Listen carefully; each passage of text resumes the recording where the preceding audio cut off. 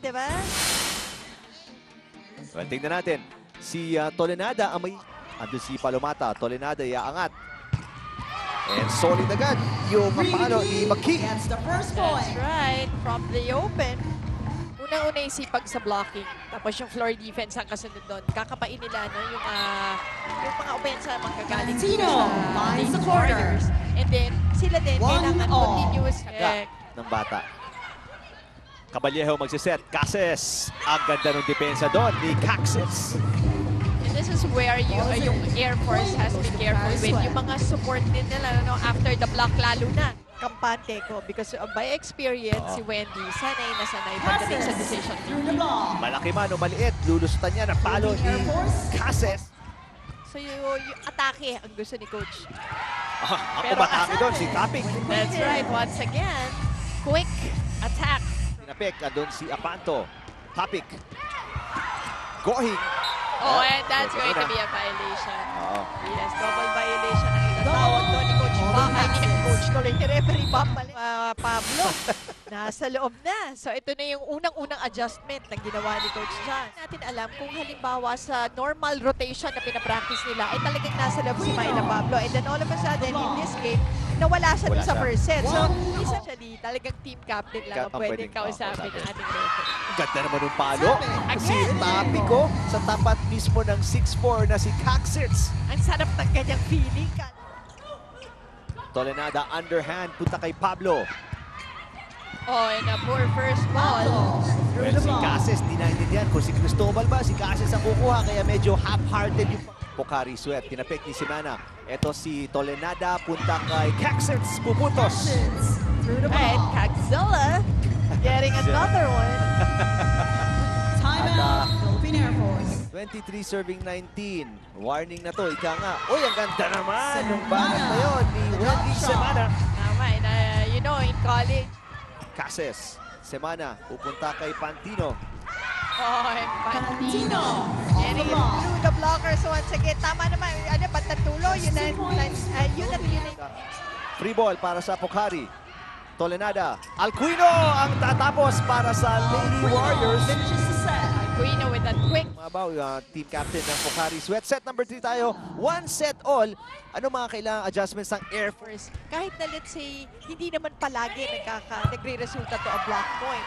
Pero yung presence na yung may pamalo, may dalawang malalaking blockers. Siyempre, nag-iiba yung kailangan atake na kagad eh. O, sinabi din niya ni AJ, nakasama ko sa isang game. Ano, sabi niya, yun yung bagong na service pa lang. Parang ano eh, spike na kagad. Ano, ay, very close game tayo, close match.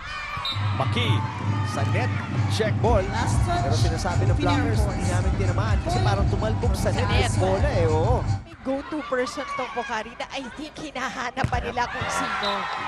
Cases lulusot sa block ni Tolenada at Alcuino. Lahat na lang nang gawin dito.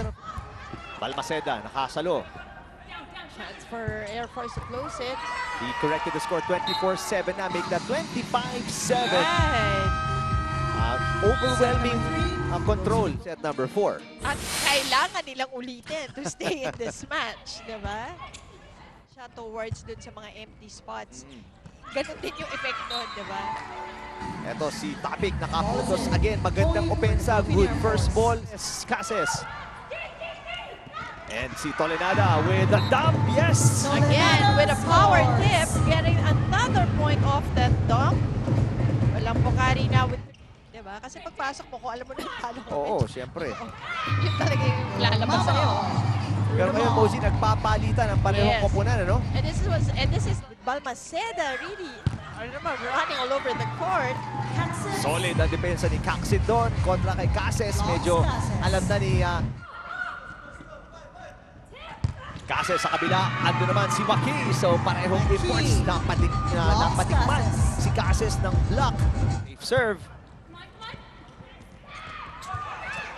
Iba nang mahaba. At nagkagulo doon sa reception ang Air Force. Nandun din sila lahat pero parang naunahan ng kaunti yun. Gusto nila makabawi dito. Maipakita na mas magaling silang koponan. Pinaghirapan. Kasi marami-rami nga yung mga errors nila nung first, second, fourth set mo siya, 9-7. Air Force naman ng dalawa doon, kaya bawas-bawasan. A free ball now given to the Lady Warriors. Si Caxer ang pupuntos para sa Pocari. Isa na lang Net hinahabol touch, nila dito. Philippine Air May Force. pinagbayaran, no? Big time. Ang Philippine Air. Pocari Sweat Lady Warriors. Oh, yung serve, iniwasan pa ni Balmaceda. Pasok na pasok yon. Tatlo na ang kalamangan ng Pocari Sweat. 8-point run mula sa 7-2. Cases. Wala yung bola. Off the ball. Yun talaga ang tibay ni Joy Cases. Tolenada blocked again. Ang ganda ng depensa ng Philippine Air Force. Back row attack, Pablo. Depensa ulit. Naghabol si Pablo.